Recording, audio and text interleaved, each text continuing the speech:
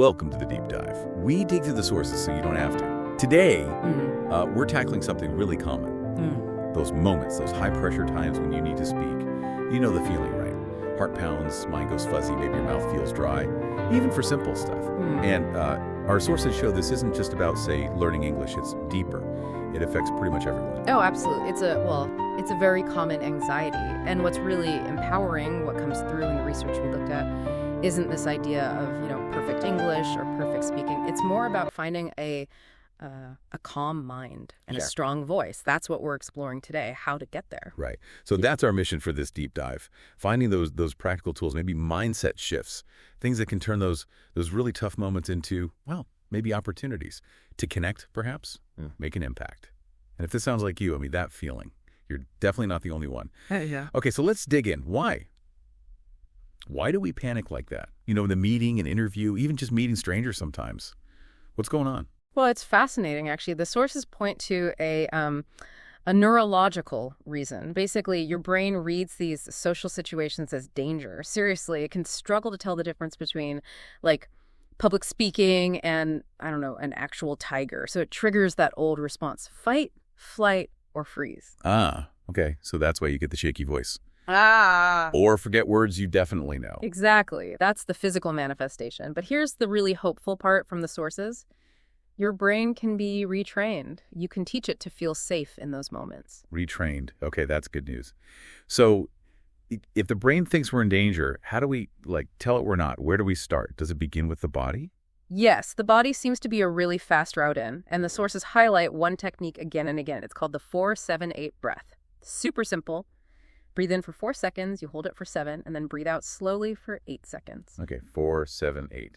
And you only need to do it a few times. That's what they suggest, yeah. Just 2 or 3 repetitions can make a real difference. Wow. So what's happening? Physiologically, how does just breathing like that help? Well, it directly taps into your nervous system. That slow exhale especially tells your body, tells your brain, hey, it's okay, you can calm down now. Slows your heart rate, helps reset you out of that panic mode. It's a physiological off switch almost. Off switch, I like that. Now, beyond breathing, the sources also mentioned physical movements. Something about shaking your arms, stretching your face.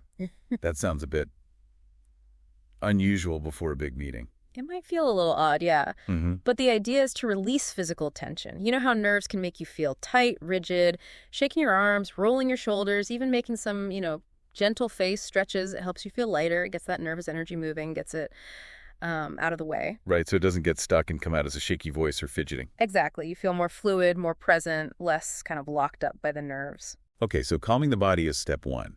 But what about the mental side? The thoughts racing in your head. Our sources really pinpointed one major fear.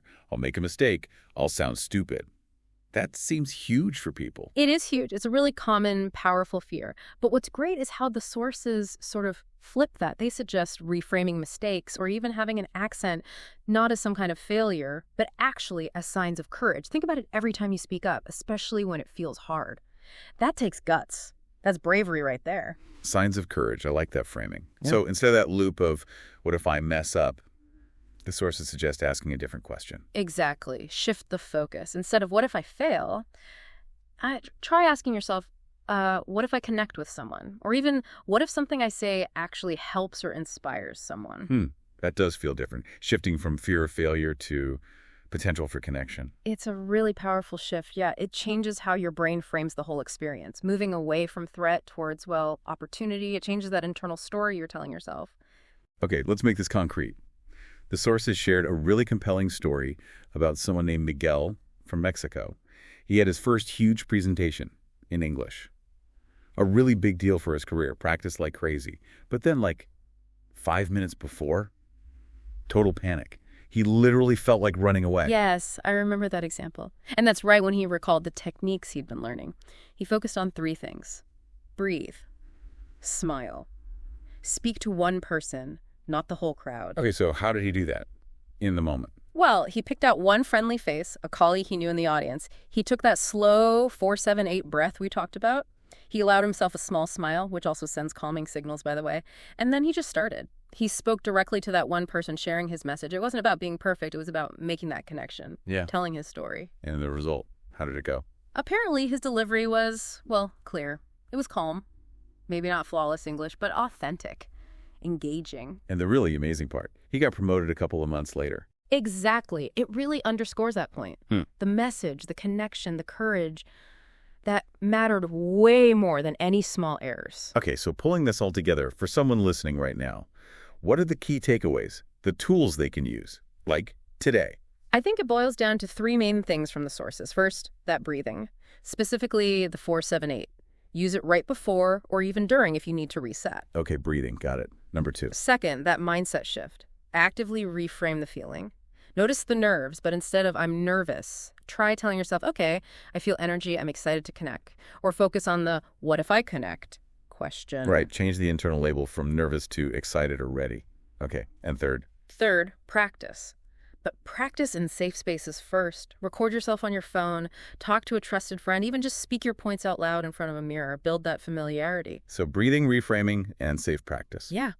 And underpinning all of it is that central idea we keep coming back to.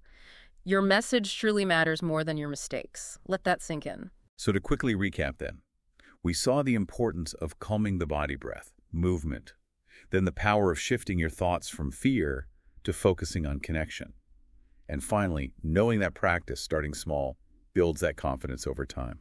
Absolutely. And maybe one last piece of advice that came through really strongly from the sources. When you do speak, try to let it come from your heart. Speak from a place of wanting to share, not from a place of fear. That authenticity, that's powerful. That's a great final thought on the how. And here's something else to maybe chew on. If your brain, as we discussed, can mistake a Zoom call for a tiger, what other things in life that feel stressful could you maybe reframe? Could you use these same techniques, the breathing, the mindset shift, to feel safer and more empowered in other situations too? That's a really interesting question to ponder. And, thinking about communication more broadly, if you found this useful, perhaps we could do a future deep dive exploring something like how to sound natural in English, even if you're not fluent yet. There's definitely more ground to cover there.